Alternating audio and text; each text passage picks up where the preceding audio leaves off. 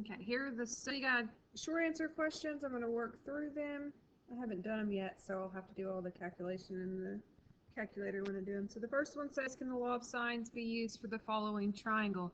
So anytime they give me a triangle problem, I'm always going to draw it just to make sure. See what I got. I got A, B, C. Side A is 23, side B is 22, and angle C is 25 degrees. So for law of sines, remember we have to have an opposite pairs. We have to know an angle and the side across from it. So the way we have this set up, I have angle C but no side C. I've got side A but no angle A, side B and no angle B, and there's no way for me to find the other angles in here just by subtracting. So in this case, we can say no, there's not an opposite pair.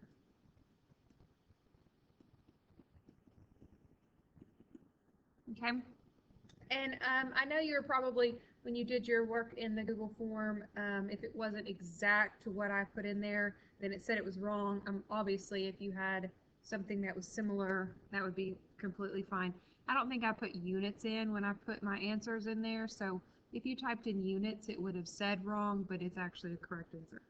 All right, the second one says to find the distance AB across a river. So the first thing I'm going to do is draw my river. I've got A, B across the river, so A, B, okay. A distance of BC is laid off on one side of the river, so on this side of the river is BC, and they tell us that that's 1,355 meters, or miles, I don't know what this is, I guess meters. It is found that angle B is 115.3 and angle C is 17.1.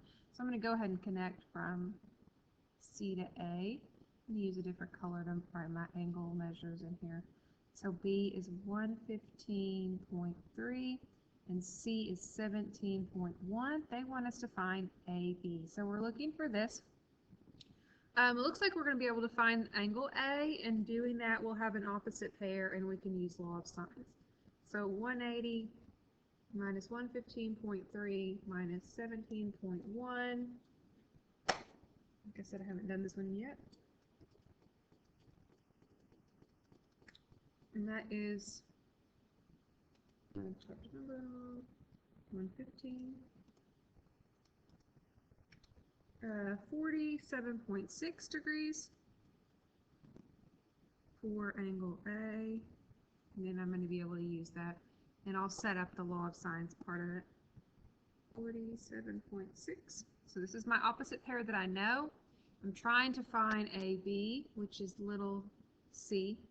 I'm going to use the c as well in that. So sine, the one I know, 47.6 over 1355. Equals sine of 17.1 over c. We're going to cross multiply. 1355 sine 17.1 equals c sine 47.6. Divide by sine of 47.6. And c is 1355 sine 17.1 over sine 47.6. And I'll type that in, 1355 sine 17.1 divided by sine 47.6. And I'm just typing those in using the fraction tool, the alpha y equals. You can do divided by if you'd like, that's fine. And c is equal to 539.5 meters. I think I might have rounded that one in there, but I'll always take it if it's like it to the 1 decimal place or 2 decimal place if it doesn't tell you specifically what you're supposed to do. All right, so that was the second question. Now we'll move on to the next. Two boats leave a dock together, traveling in a straight line. So here's our dock. Our boats are leaving at the same time, traveling in a straight line. Here's boat 1. Then we're going to go boat 2. They're 29.4 degrees apart. So here's boat 2, 29.4. Our little boats. Boat 1, boat 2. Beautiful sailing boats. One boat travels at 31 miles an hour. Another boat travels at 12 miles an hour. and we want to see how far apart they are after 90 minutes. So we want to see how far what this is after 90 minutes have elapsed. So if one boat is going 31 miles an hour to travel from the dock to where the boat currently is at 90 minutes, well, that's an hour and a half. So for after an hour and a half, if you're going 31 miles an hour, we're going to figure out how long that is by saying 31 times 1.5, because that's 1.5 hours.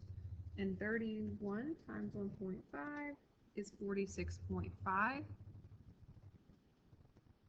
miles. So this first boat has traveled 46, it's too fast, has traveled 46.5 miles. The other boat, it's going 12 miles an hour. It's been going for an hour and a half as well. So 12 times an hour and a half, it's going to give me 18. It's gone 18 miles. Okay, so now I don't really need to have the miles per hour part written on there. I only care about the actual distance, not the rate at which it's moving. So I'm going to just scribble those off. So I'm not thinking about it anymore. And now I just want to find this opposite side. I don't have an opposite pair that I know, so I'm going to have to use law of cosines. This is my side. I don't know what side I want to call it. I guess I'll just call it side C. Doesn't really matter. So C squared is equal to 18 squared plus 46.5 squared minus 2 times 18 times 46.5 times cosine of 29.4.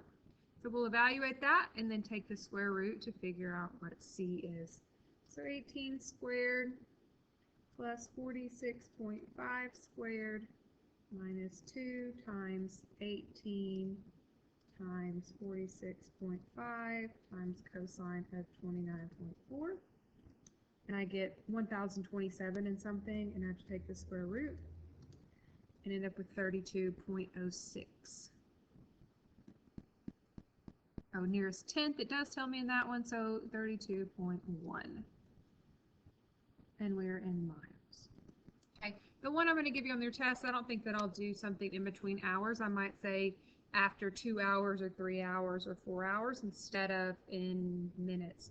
So you'll just have to multiply by however many hours there are. So your next one, your land in downtown Little Rock is valued at $8 a square foot. What is the value of a triangular lot? Okay, our triangular lot with lengths of 100, 125, and 175. And we went around to the nearest dollar. So we need to find the area of this triangle first. Then once we have the area, we'll multiply by how much it costs per square foot. So the square foot here is going to give us the clue that we're doing area.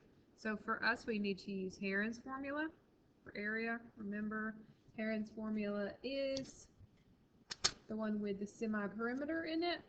So area is the square root of semi-perimeter times semi-perimeter minus A, semi-perimeter minus B, and semi-perimeter minus C, where semi-perimeter is all of them added up and divided by 2. So I'm going to add them up and divide by 2. Looks like that's 400, but I'll double check. 100 plus 125 plus 175 is 400.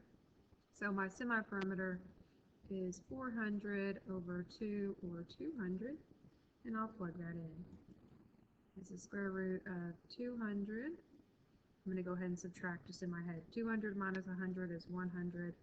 200 minus 125 is 75.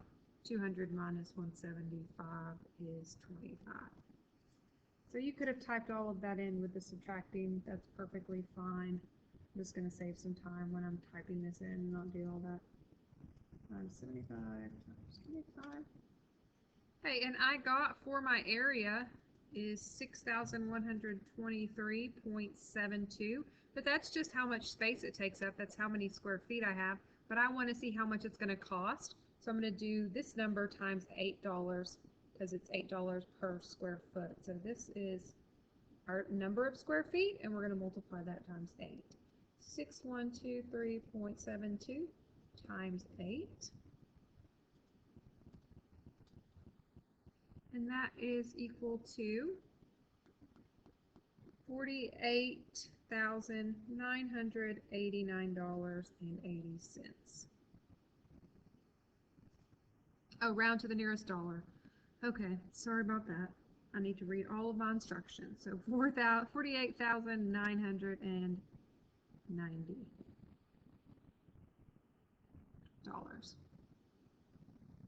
for that square footage. All right, our next one, our boy, he's flying 2 kites at the same time. He has 325 foot of line out to one kite and 190 to the other, so 325. 190. He estimates the angle between to be 22 degrees. Approximate the distance between the 2 kites. This is almost exactly like the one that we did with the boats, except we didn't have to figure as much out. So we're just going to use law of cosines. Again, I'll label this C. C squared is equal to 190 squared plus 325 squared minus 2 times 190 times 325 times cosine of 22 degrees. Evaluate that and then take the square root. 190 squared plus, my cursor, 325 squared minus 2 times 190 times 325 times cosine of 22. And remember, you need to make sure that you are in degrees this whole time. I get 27,217. That seems enormous. That's because I haven't done the square root yet. Do the square root, and C is 164.98. And what did they want me to round that to? The nearest tenth. So it's 165.0. I'll take either of those. And what are we doing? What is this in? Feet. Feet.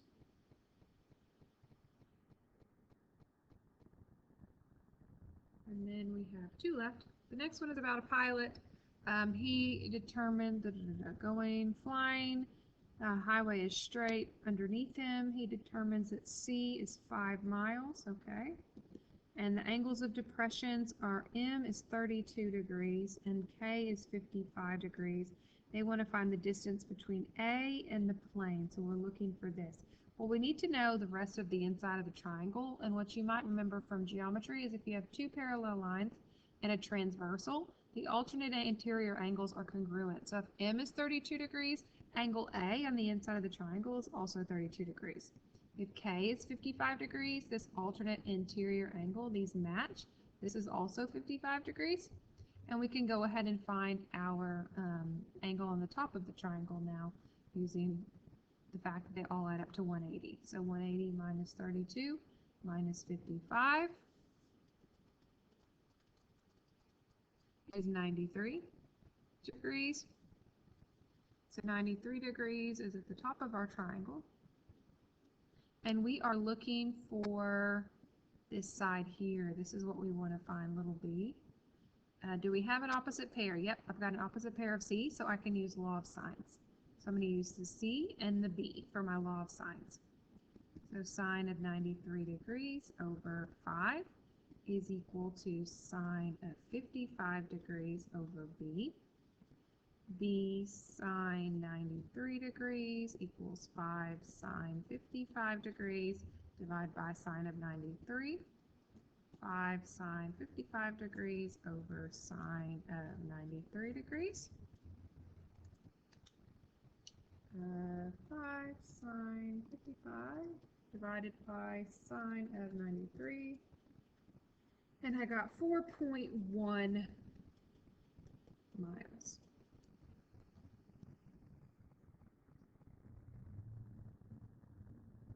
So the only thing in this one you had to really know is that these 2 angles, this one and this angle here, were congruent because they're alternate interior angles. Remember, your parallel lines, your transversals, if they're across like this, this is the same as this one. I always do circles and triangles. This one inside here is the same as that one inside there.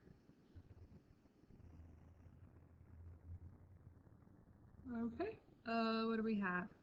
To find the distance across a river, we got points A and B, which are 150 to 50 feet apart. Reference point C, that's kind of like the river when we drew. Finds the angle A is 45 degrees, Angle B is 63 degrees. The approximate distance from A to C, or little b, is what we're looking for. Do we have an opposite pair? No, not right now, but can we find one by finding this last angle? Yes. So 180 minus 45 minus 63.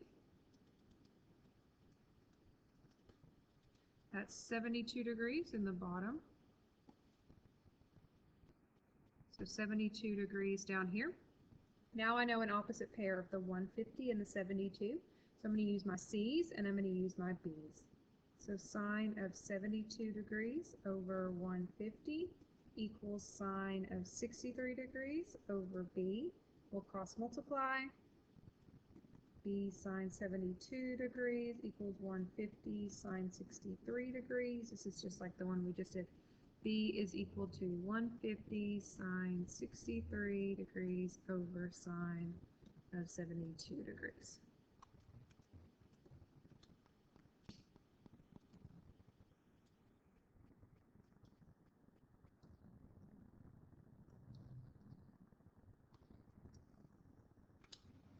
And that's 140.5. And we are in feet. All right, and double check and make sure that was the last one. Yep, that was all for those. Let me know if there's anything else I need to help you with on the CUDA part, or if there was just something on that you still needed help with or you didn't understand. Okay.